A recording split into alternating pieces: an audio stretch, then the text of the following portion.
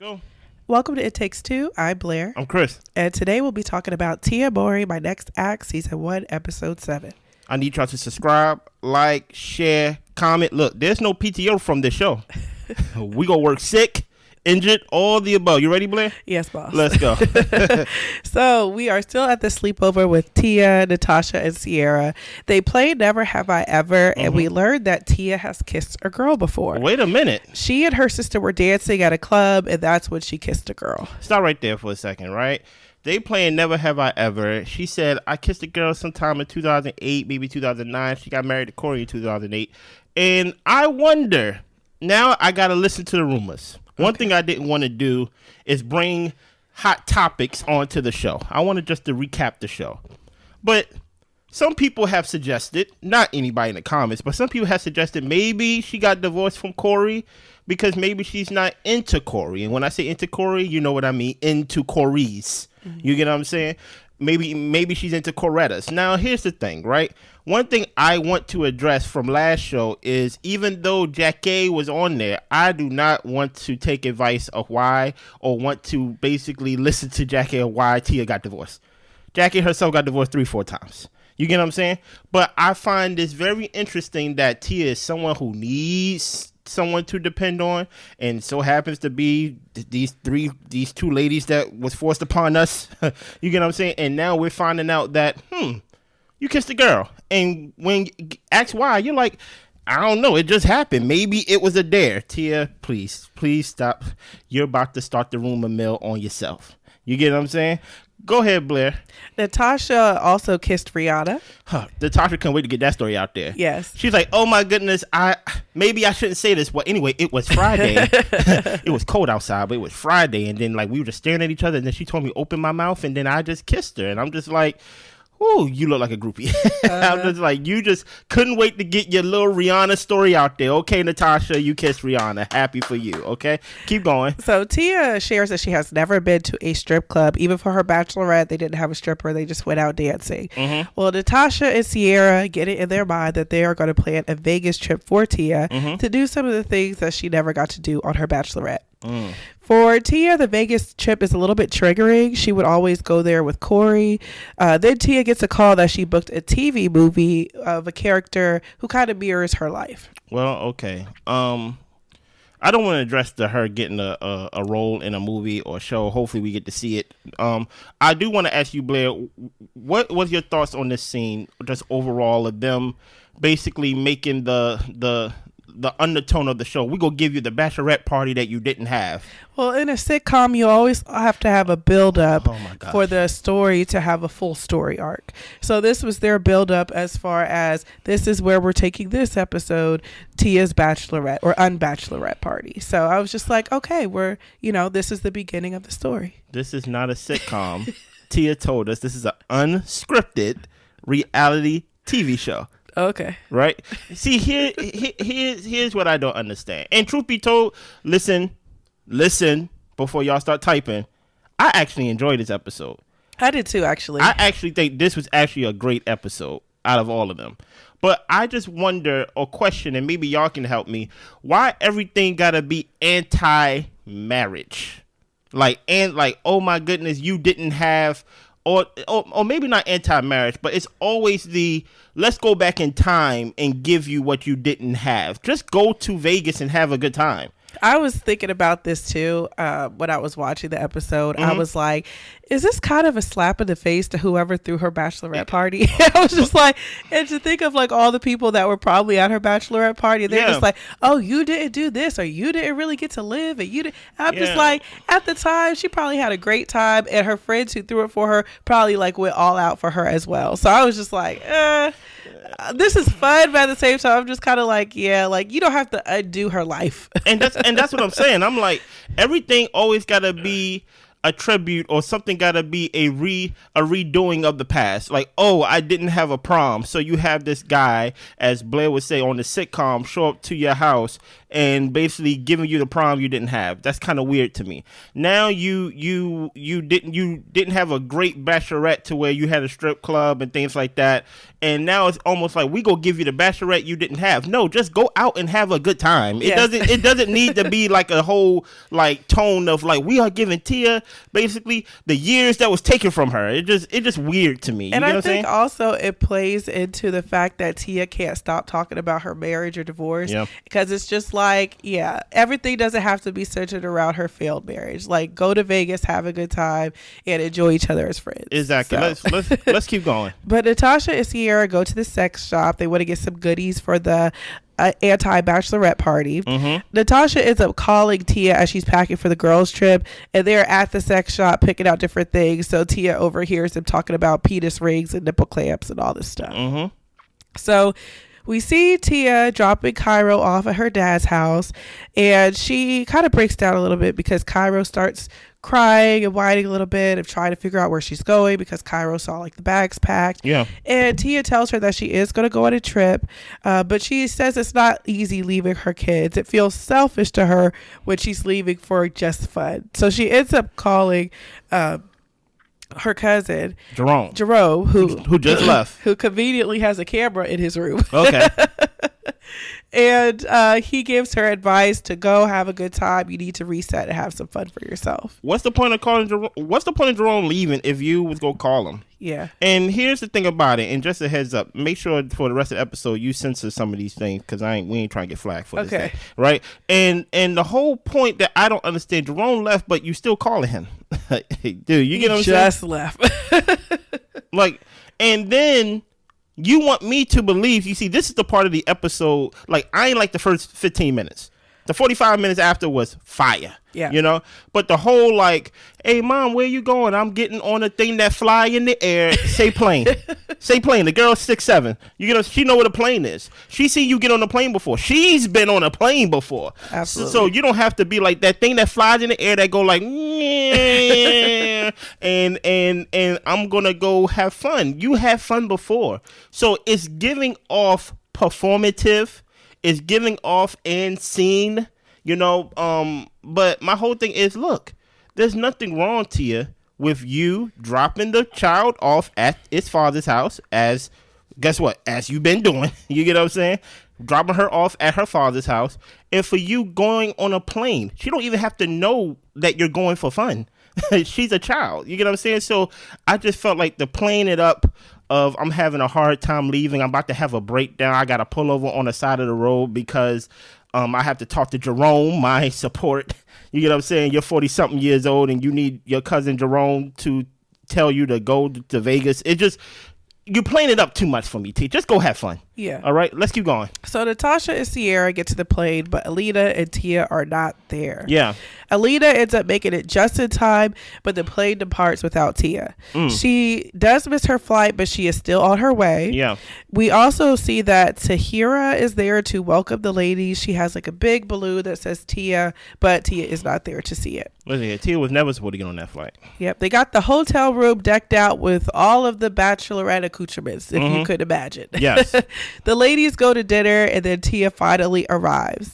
So apparently Jerome, I believe he called Sierra and said that he talked Tia off the ledge. So the ladies just want to make sure that she has a fun time. Stop right there. Tia, why do you want to be depicted this way? No, that's a real question, Tia. I need you to respond in the comments. I know you're watching, right? Why do you want to be depicted as someone who will spiral out of their mind, spiral out of control? Does it seem like they have a hold on life or hold on their daily activities to where their cousin who lives miles away got to talk you off the ledge? Are you not sister? Are you not the game? You know, are you not all these things that people put in our comments that Tia has accomplished and and things of that nature, Miss Cookbook and things of that nature, but you can't even operate in your daily activities? Why do you want to be depicted that way? And I'm only going by that because Blair said it's a sitcom. So that means you want to be looked this way. You get what I'm saying? It was intentional. Like, okay, thank you. Right? Why do you want to be viewed as weak? Now I gotta call it for what it is. Maybe if I could throw a theory out there. Throw a theory out there. Maybe she wants to be seen as relatable. No. Maybe she feels like this is what divorced women go through, so let me talk to divorced women you might be in order something. for them to know that I see what you're going through. It's hard for me too. Because she did that with the breasts. The breast cancer thing. Yeah. When like she didn't have breast cancer, but she was basically making a known thing for people with breast cancer and things of that nature. Maybe this is what she's doing. Maybe she's cosplaying y'all. Maybe her life is actually easier and maybe more in order than what she's showing. And she's like, this is what divorced people go through. They have a hard time leaving their kids. They need help. They are codependent on their friends. They need to be taught off the ledge consistently. Y'all should be basically what's the word? Offended if Tia is cosplaying divorced women. But that's just a theory, y'all. No. I'm going with that because that's actually good. Because my thing is like to be talked off the ledge. Why do you want that attached to you? That makes no sense to me. Yeah. Tia, I know you're better than that. You get what I'm saying? I hope. We don't know. You know? Let's keep going. So Tia goes to dinner. They give her a sash and they have a soda with a straw with a ding-a-ling attached. Listen here, ding-a-ling-a-ling. Okay. So they have a scavenger hunt of activities for all of them to complete while they're there. Some of the things are have a guy give you an article of clothing, get a guy to buy you a shot, kiss a random guy. One of the things is also to order a shot in a Ford accent. So they order the shot in a Ford accent. They're able to check that off. And they tell Tia that they are going to a magic show tonight, but they are actually going to Magic Mike, which is a strip show. Now, I ain't going to hold you. I actually like that idea of the whole, you have a whole scavenger little list of what you have to do. That's fun. I think that's actually lit. Yeah. That's when I was like, this is Tia's speed. That's why she had to let go of Charles. You get what I'm saying? Because to your sitcom, it doesn't make sense for her to be with Charles when they got to go to Vegas in the show. Exactly. You get what I'm saying? Yeah. But it's not a sitcom. I trick you. It's an unscripted reality TV show. This is her real life, y'all. Sure. Let's keep going. So they go to grab some drinks before the show. They call some guys over and they get some more things checked off their scavenger hunt. One guy lets Tia get a piggyback ride. Nice. And then another guy buys them a round of shots. So the ladies get to Magic Mike and Tia, she's trying to act like she's running away, but she ends up walking in. I thought it was funny. I ain't gonna hold you. Listen here, Tia's funny if she allow herself to be. Yeah. You get what I'm saying? Like, Tia's funny. And there is shirtless, naked men everywhere. Listen here. The men even come up to their section. They get to grinding on them. And Tia's shoes pop off as her legs are in the air. Listen here. No. Her shoe didn't pop off. It's like her shoe. Was attached to her ankle. It was like attached to her ankle. It's like her foot went through the strap or something like that. I thought it was funny. That was really funny. I thought it was funny. I think it showed a side of Tia that it's like finally, it took us how many episodes we on? 9, 6, 7, 8? Whichever one to finally show like you having a good time or something like that. Yeah. So Tia gets called to the stage Yeah. and the guy lays her down and he's just gyrating all over her. He licks some whipped cream off of her. And then towards the end, we see that she licks some whipped cream off of him. And I was like, finally, Tia is enjoying herself and having some fun. And I will say that I can understand that divorce is hard and all of this type of stuff, but it just felt overwhelmingly performative on the negative side. It just seemed like Tia could not stand to be by herself. She couldn't stand to enjoy herself. Everything was such a struggle as far as getting her out to date and talk to people. So it's nice just to see her just in her own energy, enjoying herself with her friends. And that's, like I always say, that's what I was hoping for the series. Of course, having those moments of vulnerability, but at the same time, like, you know, you've been divorced for a couple years at this point. You're trying to find out what's new about you. And a lot of that can be exciting, you know? Yeah. So to see her in a positive light it was really fun to watch. Yeah. Yeah. Now, I will say this, though, because that's pretty much what happened in the show, right? I will say this that I do find weird is that I am looking at the friends, right? Sierra and Natasha, right? The ones that's supposed to be basically producing this scene or producing this episode. And I really don't understand the whole talking out of both sides of their mouth thing. Of the whole, we're going to do all of this. We're going to have all these type of straws, all these type of activities, all these type of shots. While at the same time, when she was dating Charles, they was the one who set her up on the date.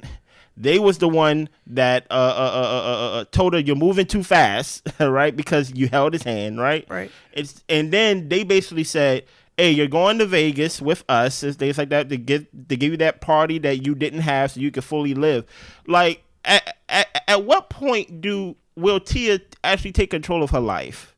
Good question. To where she's not doing things based on what her friends feel like she should do. Because at the end of the day, listen here, Tia's the rich friend. You get what I'm saying? We should go to Vegas before you. You know what I mean? Can I invite somebody? You get what I'm saying? Like at what point?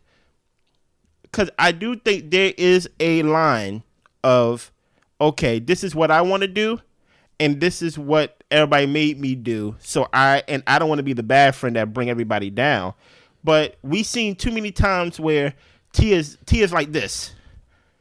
And I expect from this sitcom that Blair said this is, that she's going to have all this fun, and then we go see her in Vegas by herself in her room, talk about, I miss my daughter. I need to go home. Yeah. So like at what point, or maybe is it just me? Do you feel like maybe her friends based off of this show is dictating her life just a little bit too much, or dictating her healing? Yeah, I mean, the whole show is them telling her what she should be doing and creating activities for her to do. So we don't see Tia taking a lot of initiative in her life and her well-being. We see a lot of it as far as people just trying to guide and steer her in the right direction. So it would be nice to see her kind of take a little bit more hold and control as far as what she wants to do, you know, and not just she wanting to go to a breast cancer seminar to talk about her experience with a screening. You know, what does Tia want to do? Does Tia want to travel? Does Tia want to go to church? Like, what does Tia want? You know, and I think that a lot of the show is Tia trying to figure it out, but there's a lot of interference with the opinions of others. It is. Yeah. And I think Tia lives for that. And I think that's a flaw.